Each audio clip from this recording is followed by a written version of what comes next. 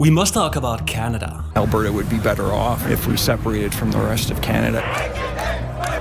Quebec independence is going to be a great opportunity. They have to view the project as an opportunity to create a new country together. In 1995, a referendum in Quebec was decided with 50 to 49% against declaring independence. Recent polls show that about a third of their population today would still vote to leave, and that figure is now even higher in Alberta. It's been an abusive relationship for so long, really. I think most of us just want out. I feel that Alberta have everything to be a country. Support for independence has never been this high, and recently the news broke that separatists in Alberta met with officials from the Trump administration to discuss a $500 billion line of credit should the province separate. They are now collecting signatures to trigger a referendum later this year, while in Quebec elections are coming up. The ruling party won the previous elections with 45% of the vote, but their popularity has since declined. Today only 15% would vote for them, while the Parti Québécois has become the most popular party. Their main campaign promise is to hold another referendum on independence should they be elected. But while the issues that fuel these movements are very real, would declaring independence solve anything? Or is separatism a form of political currency? This is whether Canada is actually breaking up with hindsight. And I think there is a fear that the future of the country is at risk. I think it leaves us needing to consider a new constitutional conference. If Alberta would declare independence, they would take most of Canada's oil and they would be landlocked between Canada and the United States. They would still not have access to the Pacific or the Atlantic, and they would have to renegotiate trade deals and potentially face tariffs. If Quebec would leave, the Atlantic provinces would be cut off from the rest of Canada, and they would take about a quarter of Canada's population. In this video, I'll explain briefly the structural and long-term trends behind these four opposing camps, those that are opposing and supporting independence in Alberta and in Quebec. And especially in the case of Alberta, the roots of these tensions can be traced back all the way to the founding of Canada. In 1867, the Federation of Canada began with 4 original provinces, and they agreed that each would maintain control over its resources. Prince Edward Island and British Columbia later joined, and Manitoba was the first province to be carved out of this enormous area in between. The region was sparsely inhabited by indigenous groups and early settlers, and the key to settling the West was to build infrastructure. Ottawa created Alberta and Saskatchewan, but they were not given the same control over its resources. The federal government wanted to coordinate national development and to manage immigration, but the people in these provinces felt that they were not treated as an equal. And after years of pressure in 1930, they were finally given control, but this history still influences the debate today. By 1949, Canada had most of its current shape, but it was unclear what would happen if a province decided to leave. Quebec is Canada's oldest city. It's the only large Canadian metropolis where French is still spoken almost exclusively. Quebec in the 1960s was transforming fast. They launched sweeping reforms to modernize, and it became more deeply integrated with the rest of Canada. But this raised a concern. They were the only French-speaking region of North America. After this language and culture had largely been suppressed in other parts. In Louisiana, French was banned from education and mostly suppressed from public life. In parts of New England, Ontario, and Manitoba, the government had actively suppressed the language, and a large French-speaking population was assimilated within just a couple of generations. As Quebec was modernizing, there emerged a nationalist movement. They were given the mandate to hold a referendum on independence, and this was a great concern in Ottawa. Pierre Trudeau was Prime Minister, and he promised that if Quebec voted to stay, they would change Canada's constitution. 60% voted against, and now they had work to do. But the negotiations were very difficult. They happened mostly behind closed doors, and they lacked transparency. All the provinces partook, but one night, the other provinces had reached a deal after Quebec's premier had already left, and he felt betrayed, and they refused to sign the new constitution. This led to more talks, and Ottawa tried to bring Quebec into the constitution. After 5 years of negotiating, they signed the Meech Lake Accord, which was by many seen as a much more favorable deal to Quebec, and it showed. In the years between the 1982 Constitution and when the Meech Lake Accord was signed, the movement calling for independence lost much of its momentum. But there was a caveat.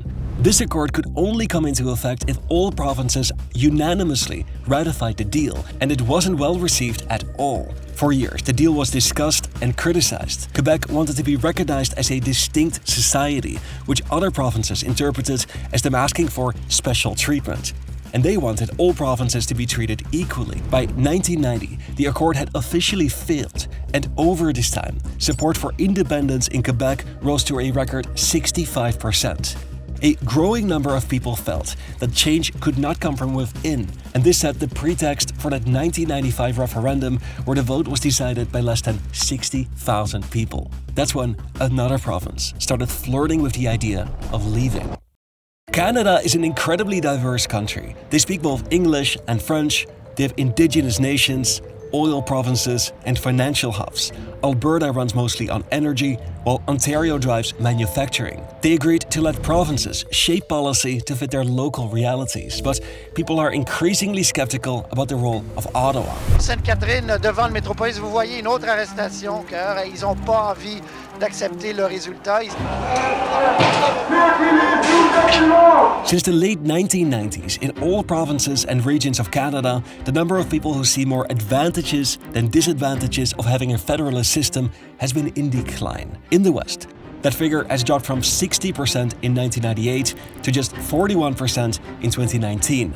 And Alberta is a noteworthy example. They found oil in the late 1940s, and this transformed Alberta from being a farming province with wheat, cattle, and wide prairies to an economy defined by oil. Its history with the federal government made it fiercely protective of its control over natural resources. But Ottawa was going to challenge that. My colleagues in the government and I have come reluctantly to believe that the price of oil in Canada must go up. During the global oil shocks of the 1970s, the prices of oil suddenly soared, and this had a tremendous impact on the entire country. Energy suddenly became a matter of national security, and Prime Minister Pierre Trudeau responded by introducing the National Energy Program. This officially aimed at ensuring energy security and to redistribute Canada's oil wealth more evenly across the provinces. But Alberta had a different perspective. The federal government imposed price controls and high taxes. This led to investment to slow and some of their rigs to shut down. This was still manageable because the price of oil was very high. But as the prices collapsed in the 1980s, thousands of people in Alberta lost their jobs. Home values fell province-wide, and many Albertans felt that the federal policies had worsened the crash. When Alberta was formed, they weren't given equal control over their natural resources, and now the National Energy Program crystallized the narrative that Alberta's oil wealth could be taken away by Ottawa. This drove feelings of alienation and resentment in the 1980s and 90s. Today, Alberta often pays more to the federal government per capita than any other province. Ottawa redistributes wealth from wealthier provinces to poorer ones to ensure comparable public services across Canada. Our province has contributed hundreds of billions of dollars more to the federal treasury for use in other parts of the country than we'll ever receive back in benefits. But Alberta needs the other provinces. They mostly ship their oil through pipelines to refineries in the United States, but in the mid-2010s, the markets saw another shock. After many years of high oil prices, a barrel of crude suddenly lost nearly half its value in a single year, and the United States made it even worse. They offered prices that were substantially lower than the market value, and this exposed a vulnerability. If Alberta exports nearly all of its oil to the United States, they have little control over how much they can charge. This intensified the campaign to invest in infrastructure to help bring their oil to the Pacific and the Atlantic Ocean, from where it could be exported to other foreign markets. But this means that Alberta must cross other provinces. A proposed pipeline through the Rocky Mountains faced environmental opposition and legal challenges in British Columbia. Another proposed pipeline through Quebec was met with a similar kind of resistance. Many in Alberta felt that they were funding a country that was blocking its main industry, and in return, they had very limited power in the federal government. We will make life more affordable. We will continue to fight climate change, and we will keep investing in Canadians.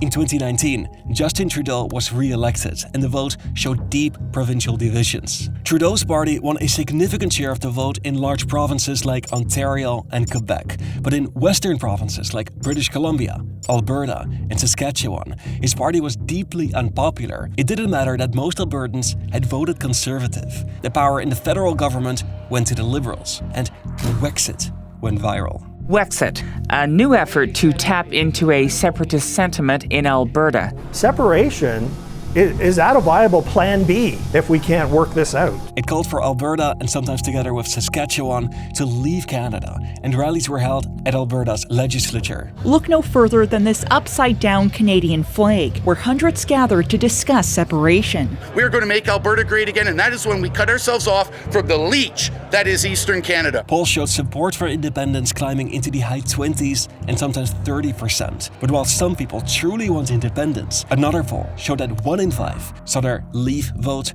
as a symbolic way to express their political frustrations. But what if a clear majority voted to leave? What would happen next? After the razor-thin 1995 elections in Quebec, Canadian lawmakers started defining the legal path to secession.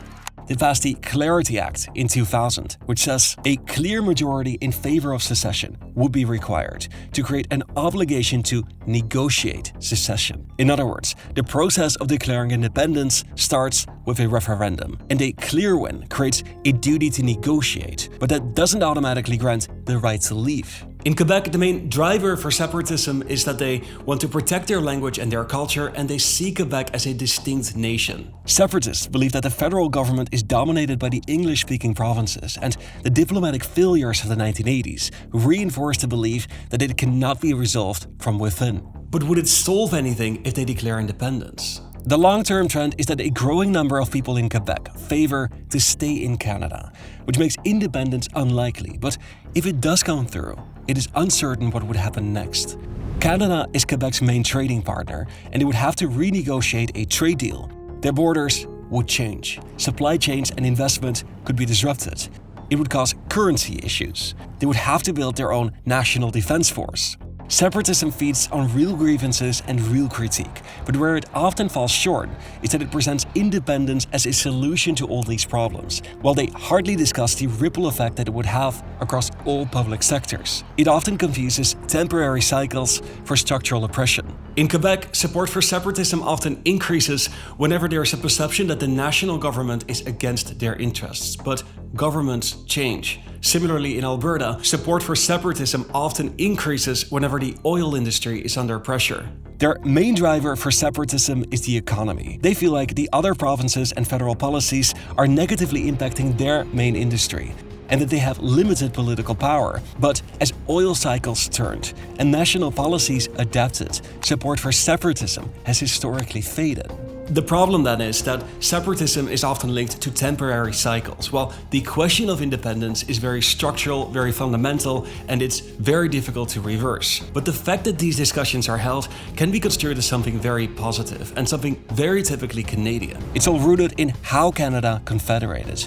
They decided to have a form of government where the differences between provinces were encouraged, and they did this by allowing a substantial degree of autonomy. But for this to work, the provinces had to work together, and this required constant negotiation. That is still the case today. Each of the Canadian provinces is seeking to balance federal with provincial power. And as society evolves, this must constantly be negotiated to adapt to new realities. The system is flawed, but it's fluid. So you may have noticed that our channel right now is getting a fraction of the views that it used to get about a year ago. And one of the main reasons that I see for this is that we're getting a lot of negative engagement. So the biggest thing that I notice is that if a video in the first couple of days is getting a lot of dislikes or it's getting a lot of negative comments, that is interpreted by YouTube as a sign that it is a bad video. But I really do want to believe that there's an audience out there of people that appreciate the approach that I take to sensitive topics like these. So if you stuck around all the way towards the end of this video because you like the way in which I presented this, consider engaging positively with this channel and drop a like. Like, all of those things help trigger the YouTube algorithm to push this more towards people like you that actually appreciate this kind of content. And if you want to see more, here are 2 more videos that you can consider for your next watch.